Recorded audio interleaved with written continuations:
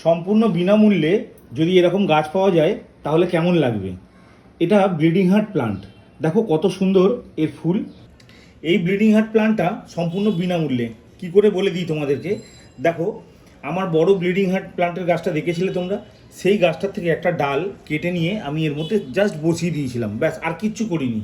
কোনো রকম root hormone দিইনি, কোনো রকম কোনো কিছু পরিচর্যা করিনি, শুধু বসিয়ে দিয়েছিলাম। বসিয়ে দিয়ে ছাদের এক কোণে আমি ছাওয়াতে রেখে দিয়েছিলাম, ব্যাস তাতেই কিন্তু গাছটা ধরে গেছে।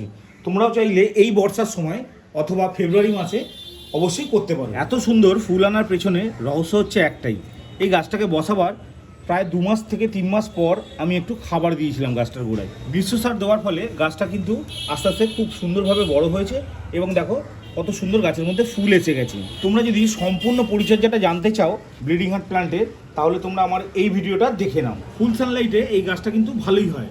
আবার তুমি চাইলে ব্যালকনিতেও রাখতে পারো, ব্যালকনিতে রাখলে মোটামুটি ঘন্টা 2-3 রোদ আসলেও কিন্তু গাছটা সারভাইভ করে যাবে এবং আস্তে আস্তে ফুল দিতে শুরু করবে। তোমাদেরকে আমি আগেও দেখিয়েছিলাম আমার স্বামী গাছটাকে আমি এখন বর্তমানে ব্যালকনিতে রেখেছি, ব্যালকনিতেই আছে। এবার আমি এখানে আরও অনেক গাছ রেখেছি, তোমাদেরকে দেখিয়ে দিচ্ছি।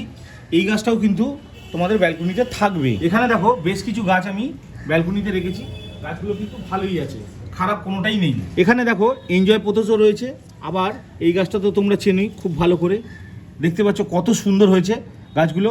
আমি কিন্তু এগুলো ব্যালকনিতেই রেখেছি।